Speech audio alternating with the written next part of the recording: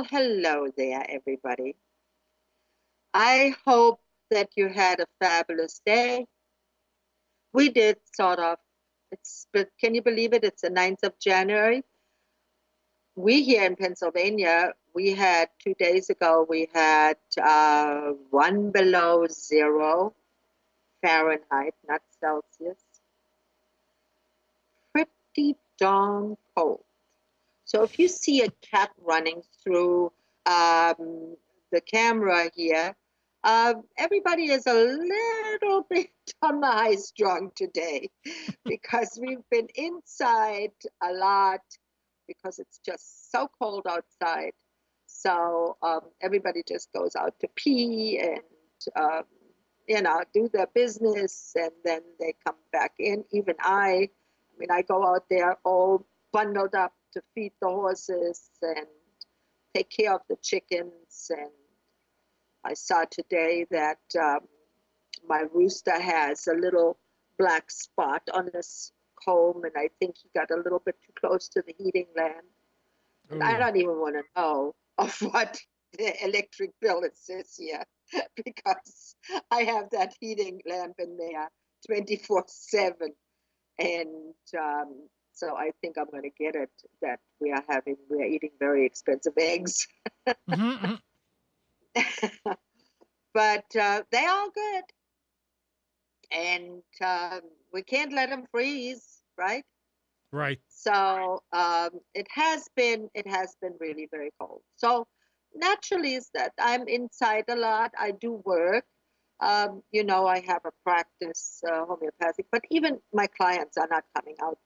I haven't seen very many clients the beginning of this year yet because it seems like everybody sort of hunkers down. We're all like hibernating. But so I was watching the other day, by chance, I came up on it, the movie Marley and Me. Well, any any of you who have watched this movie, you know what I'm talking about.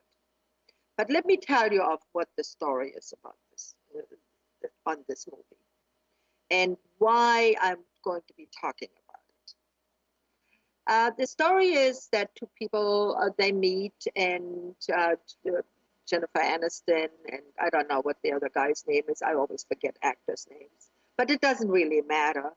Um, they fall in love, they get married, and she is in her 30s, he is in his 30s. They're both journalists, and they are very goal, and uh, they want to make it, and they are living on the East Coast, and she has a plan for every few years. She has to have this plan. So now in the plan said get married, meet a nice guy, get married, and move to a nice climate. So what they do is they move to Florida, and they both find a nice job at some newspapers. And naturally, now her biological clock is ticking. And she says, well, maybe we want to think about a baby or so on. And he's not really quite ready yet. So a friend of his says, why don't you get her a puppy?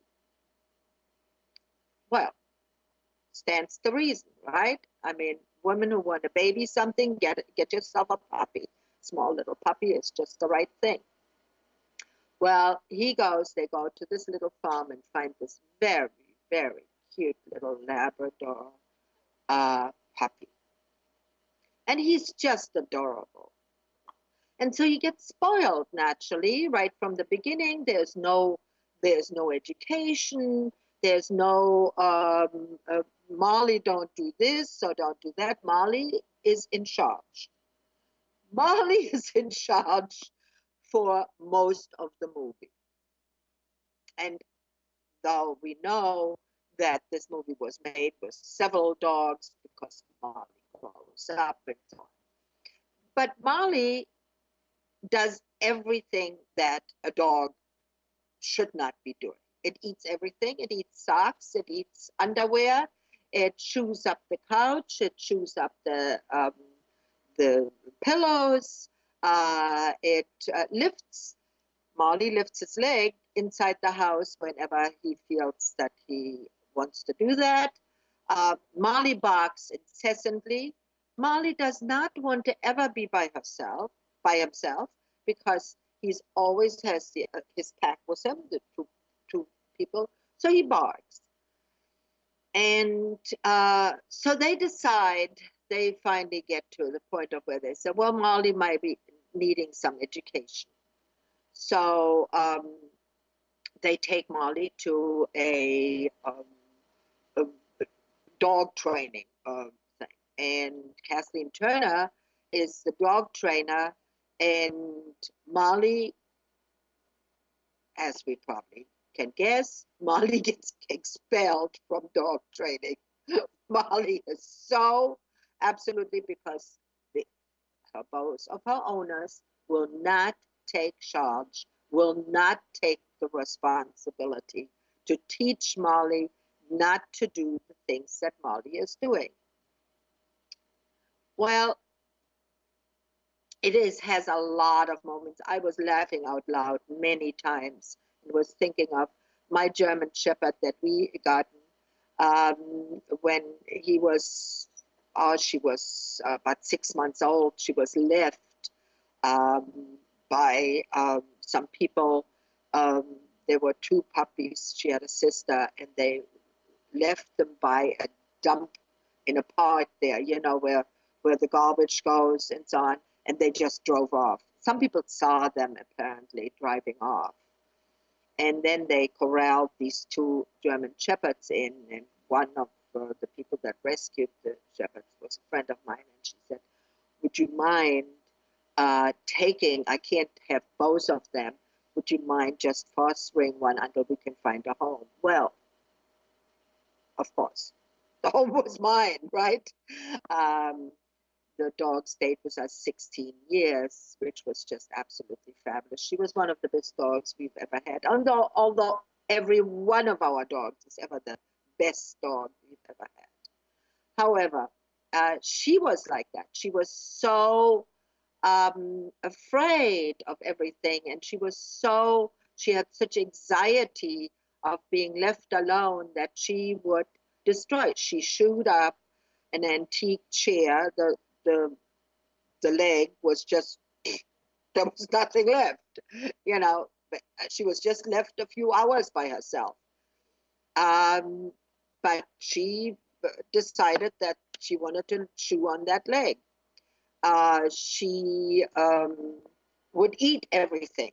She would try to eat socks and underwear and tore up pillows. But she was made understood that that was not correct behavior.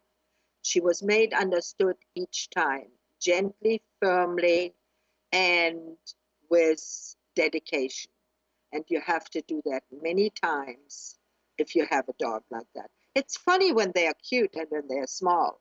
It's very funny. Oh, isn't that funny? And we do tug of war plays and so on. Oh, give me that sock, and we run after the dog and so on. That is their way of. That's how they work. They play with each other. Dogs play with each other like that. If you have ever seen a pack of dogs, they play with, let's say, with sock or with something that they can tug, and they run after each other. Well, we are their pack, and we are their family, and they are our children. And our children we teach, and we tell them not to do the things. And incessant barking is not allowed either. I mean, Marley at one point, then after they had 3 children, Jennifer Aniston finally, she said, either the dog goes or something. The dog has to go. It's just not possible. And I was really kind of like, throughout the movie, I kept thinking of how can they tolerate this? It was funny and it was a movie. I realized that. But I know that so many households, the dogs are behaving like that. I've been to households like this where the dog was like this. And I'm saying to myself, how can that be? My children wouldn't be allowed to do that. You have to teach them not to do that. Well, anyway, so Jennifer Aniston said the dog has to go. Well, her husband was not going to do that. He loved really the dog almost more than she did. And he said, well, you're going to get rid of me too. And well, guess what? The dog did not go. And that showed that when you have a dog like that and you didn't take responsibility of teaching the dog so that the dog is an intricate part and a good behaving member of the family, then often people just get rid of the animal. They just, okay, it's a dog. I'll just get rid of it. I have now 3 children. I don't need the dog anymore. Many, many people do that. And this movie showed very much so how wrong that is. How when we adopt an animal, any kind of animal, a hamster, we adopt them and we adopt them for their life duration. We just don't go and just get rid of them. Well, Molly also ate everything inside, socks and what have you, and other things. And she had a twisted gut. And here's another problem with that kind of behavior. If you do not keep your, you can't blame the dog if you leave your socks around for them to chew on and to eat, especially if animals have to be left alone for several hours. They get bored. They don't want their own toys. They want something with your smell on it. So they will eat that. They will eat all kinds of inorganic objects that they can't digest. And most of the time, they die. And there's another reason why we teach animals. Except Carla, the German Shepherd, who chewed off the leg of that antique chair. And she did a few other things too, but never really anything for long because she was taught right away that is inappropriate behavior and we don't do that. We don't. And if you have to leave your dog for many hours by itself and you're not sure of what the dog will do, well, then confine the dog in an area. I'm not talking about a crate necessarily, but maybe in a small room where there are the bed, some food, some water, maybe some of their toys that they can't tear up, and the dog will be safe and cannot do the things to harm them, to eat the things that they would otherwise eat. Our daughter has a Labrador, the cutest thing on earth. I mean, what a cute dog, but big and also does not behave. However, when he was here on Christmas. Our daughter knows. In our house, in my house, nobody, I'm German, nobody behaves in a way that other people are offended by it or other dogs. So that dog knew not to go into the area where it could eat everything. I mean, it had the nose already on, the dog is so big, it could go onto the table and had the nose already on there. And all I had to do was, don't you dare, get down. get down. And just the tone of the voice that I really meant business. Dog immediately went and did something else. You know, moved on. You don't have to hit your dog or reprimand your dog and screaming or at, at an animal to teach it is not the right method.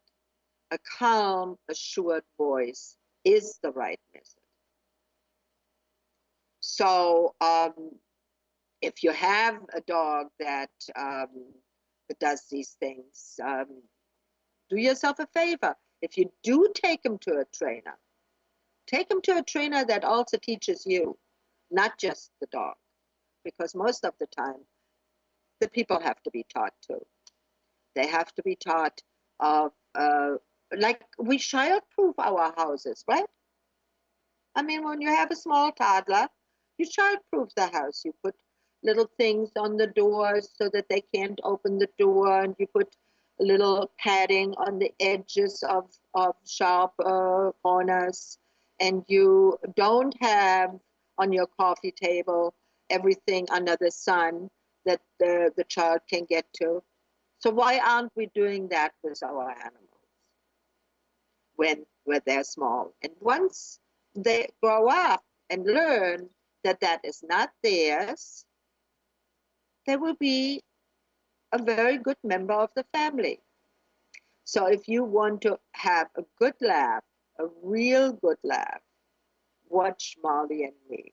Very, very funny. It does have on the end, Marley, of course, dies. Marley is, I think, 12 or 13, and dies. And um, that is always sad.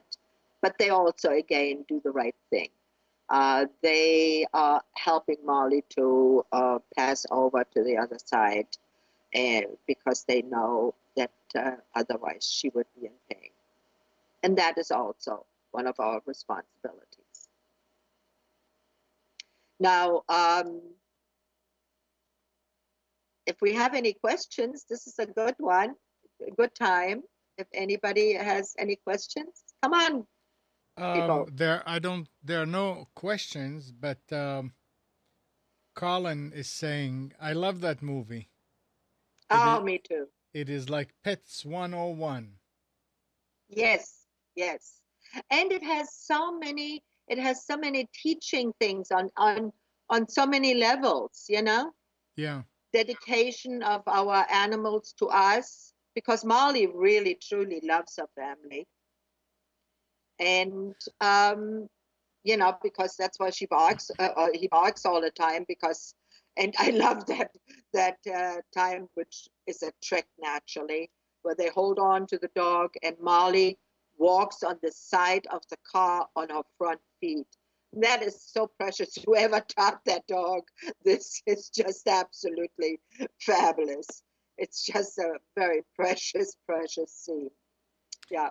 And Lisa is saying, I didn't see it, and then she adds, no, I'm not if she dies.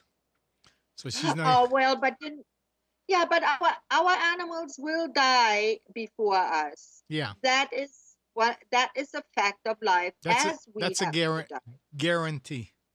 Absolutely. Taxes and death is guaranteed. Yep. But you know what? There is a good thing in that too, because if it is a dignified death like Marley had, then it's an okay thing. It's okay. Don't go. Do see it. Do see it. Everybody should see this movie. It's such a cute movie. Such a nice movie.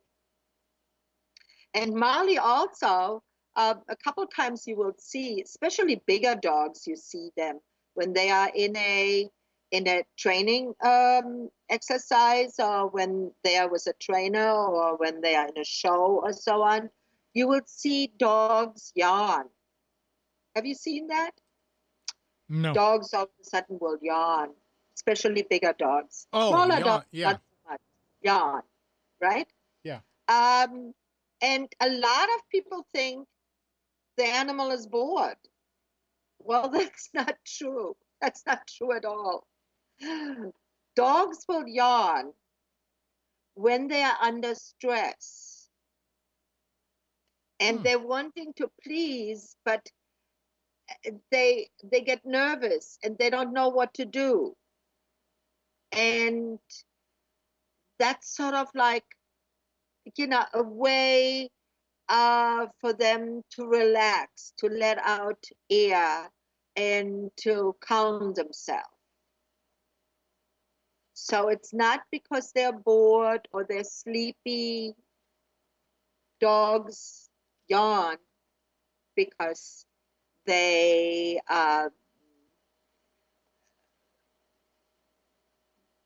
want to calm themselves. They want to, a yawn. I can remember when I first met my husband. My husband yawned a lot too, but not really yawned. Watch where you're going with this. Oh yeah.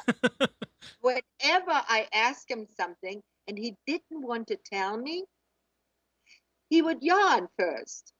And then he would tell me some other story, something that had nothing to do with what I asked. And I mean, I caught on to that one very quickly. And, at one point I told him, I said, you yawn whenever you don't want to tell me something. So you better find another tell. He doesn't do it anymore. But when I first knew him, he did that too. He was embarrassed. He didn't know what to make of it, Our little pointer, the German pointer, Yeah. she'll sit in my lap or in Kathy's lap, and she'll start the yawn, and it's like halfway and she stopped, and then 10 seconds later she's another half a yawn, and then another half a yawn, and then she'll all the way. Yeah. And it's weird. That is usually, it's usually not that they are bored or that they're sleepy or anything. They just want to relax. That makes them relaxed, Yeah. Now, does anybody know why dogs will roll in stinky stuff? Because they like it. Yeah, they sure It brings do. them closer to nature. Yes, it is. You are so right on that. Finding some stinky cat poo, or we've had out here some real stinky stuff. So Dead animal. Dead animal. Oh my goodness! It's for them like finding a $20 bill for us. It's just absolutely the best, and I mean, not for us naturally, And whenever I shampoo or whenever we, make the house smell nice or so on, oh my God, they all go and hide. They don't like this stuff at all. Rotting fish is really one that they love the best. And let me tell you, if you don't know how bad that is. Well, I think the only thing that is worse is skunk. If they ever get skunked. I mean, my little dogs, they don't really get skunked because they are not out that much. But when I had my bigger dogs, I had a black lab, and my German Shepherd, and they got skunked. They would get too close to a skunk, and oh my God, it is the worst thing. I mean, I remember Carla, our German Shepherd, she had to spend 2 days in the garage. It was just, even tomato juice, which everybody says base them in the tomato juice once that happens. Even tomato juice didn't work. I mean, it was just awful. It was just terrible. But it is predominantly for their survival, because dogs really are hunting animals. And that is one of the elementary basic instincts that the dog has, to mask an odor that is not an odor or that another animal would perceive as being foreign. If they smell, especially rotting, they're bigger. They are more powerful. They have more machismus. Especially male dogs will love doing that. That's also the reason why they lift their leg. They lift their legs because the higher the leg goes, and I don't know, have you ever watched some of the smaller dogs? I mean, they stand, my little dogs, I have one dog that tries to get so high. He goes on his front paws, has his whole lower back along the tree or the object that he wants to pee on, and then to get up there higher, higher, higher. Why? Because that way he shows any other dog that moves by, this was a big dog. Mm-hmm. There was a big dog. Interesting, isn't it? Yeah. And Lisa is saying, yeah, it's just. Lisa is saying, I hate it when they do that. I guess that's when you were talking about them rolling or getting stinky. And she said, especially after I give them a bath.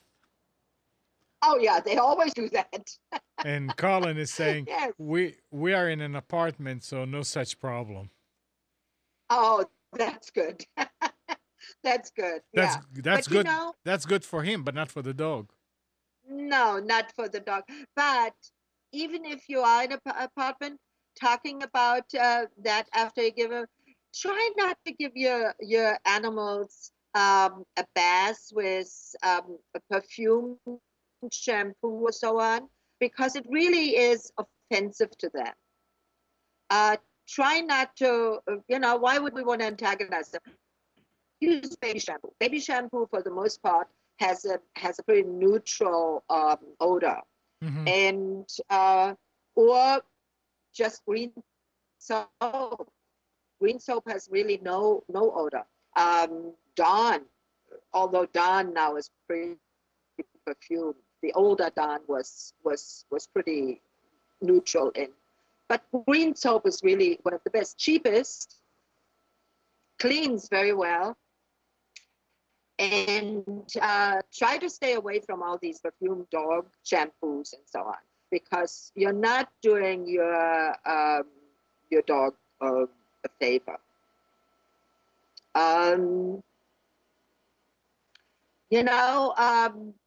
The same thing is with tug of wars. Like, for instance, these we had a friend.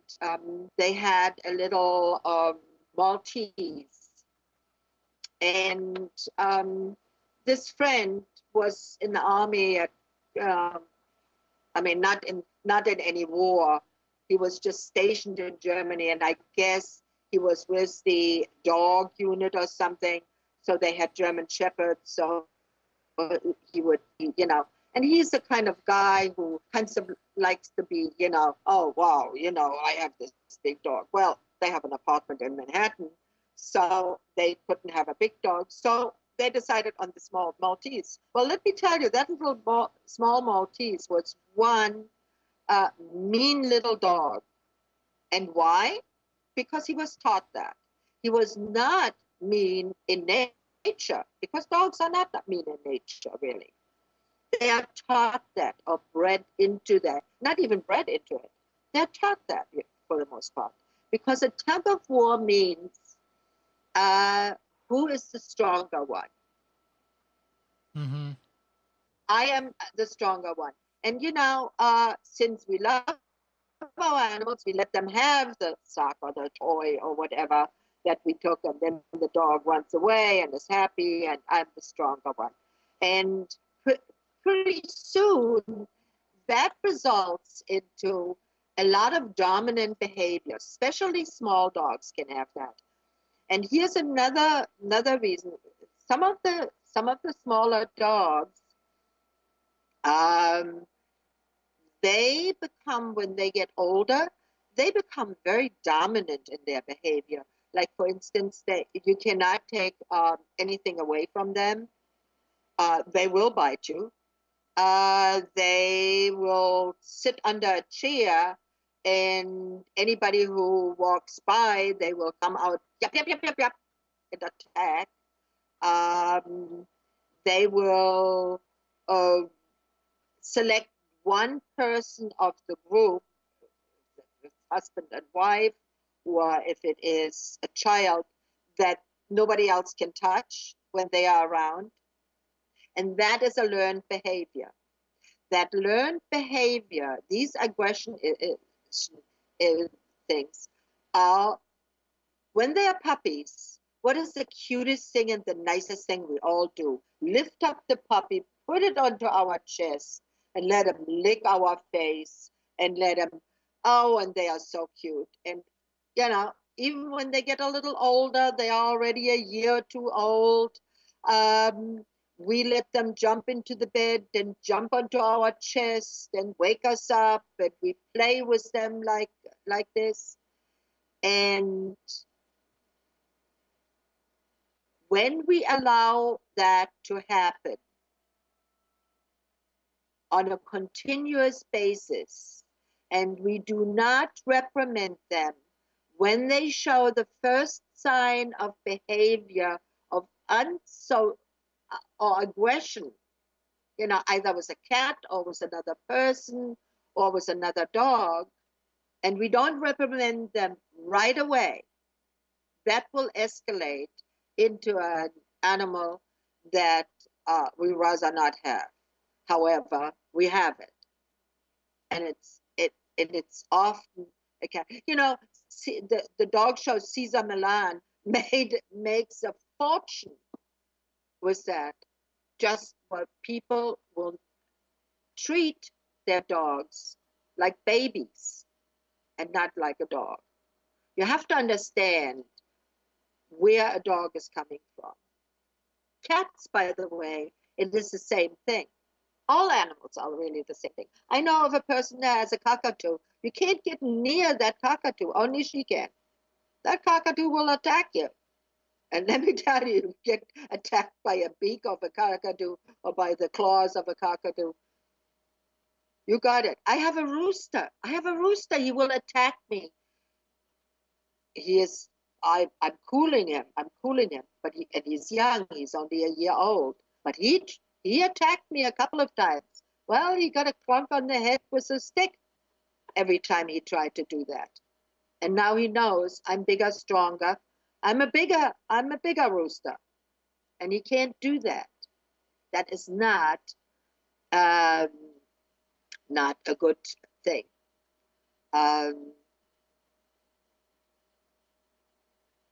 well socialized, the well-trained animal, you can do a tug of war. You can do that with. You can have them jump on your chest and lick your face. But they will know that you are alpha. You are the one that has to say. So make sure that your young animals are well socialized like that. Another thing is, why do dogs really hate cats? Well, no, I don't think so. One of the reasons why you often have, our cats and our dogs, even though our cats came to only one cat came to us as a little tiny kitten. I saved her from, she was feral. And the other two cats are feral cats too. And they came in adulthood to our adult dogs. Took a little while, but every time any kind of aggression of either side was shown, and I heard it and I saw it, I would reprimand. And that is what I am to them. We are all living in this one family, and we all are needing to get along. Now the cats, especially the one cat, she gets her ears cleaned by our Maltese poo every evening. She comes, she snuggles up to him, and he cleans diligently her ears. She comes and she sleeps with me in bed and two dogs, and she will sidle up to the little poodle that I have, because the one who is the alpha of the three dogs, my little puppy young, Charlie, he will not allow her to come. So there is a hierarchy. They established a hierarchy. And that is why, you have to keep, and I am the alpha of all of it. That's why you have to keep peace in the family. Like every family has to have one person that keeps the peace in the family, right? And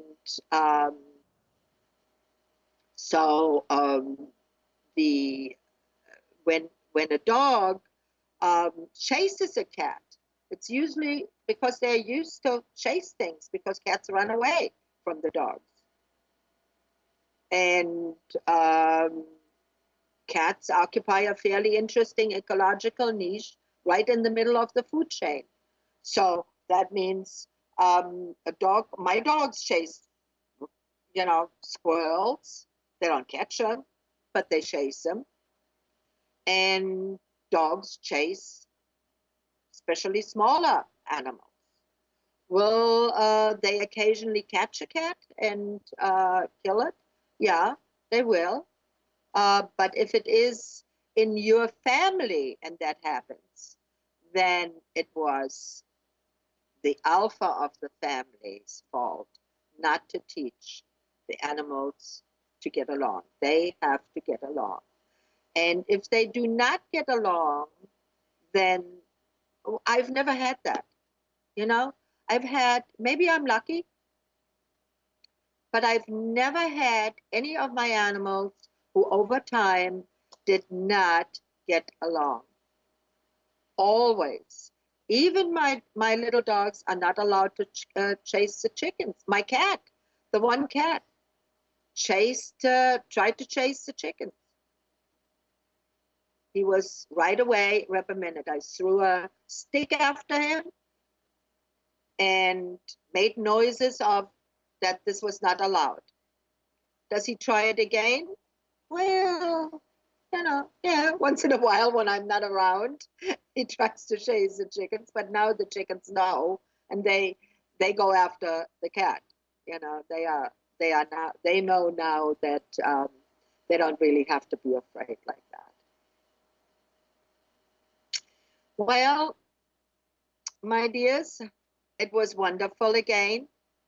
I talked more and longer than our 30 minutes. We have a surprise for all of you. We are changing the times of the show because we feel that the people on the West Coast always had a problem of listening into the live show. So we're doing it Sunday at 2 o'clock. That way we don't interfere with any dinner hour.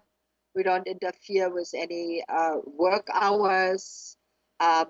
Also, it's better for me because we do like to eat dinner around 6, 7 o'clock. And so it's better if we have it on Sundays. And Sundays it is.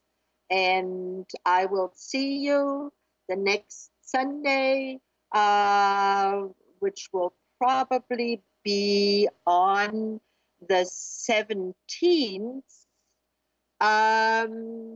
if I can put a show together that is fun and nice. So please let me know. But I thought we said that we are running tonight's show this Sunday.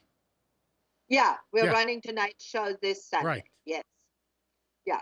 And live, hopefully we will be on the 17th. It looks like I may also have to go out of town, but I will put that on Facebook if not. But any of the other shows are also fun, and if you haven't seen them, right, look at one of those. But normally it will be Sundays at 2:00, and I look forward to it. I hope you do too. Bye it'll for be great. now. Okay. Yeah. Thank you. Bye-bye.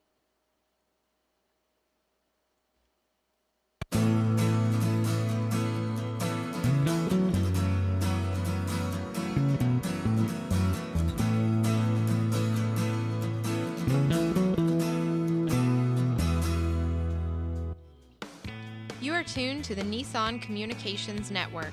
Our weekly lineup of call-in programs includes Computers 2K Now with Amnon Nissan, Health In with Debbie Bruck, Breaking Free with Marilyn Shannon, Lessons of Vietnam with NCVVI members, The Tanya Love Show, Your Healthy Pet with Gisela DiCarlo.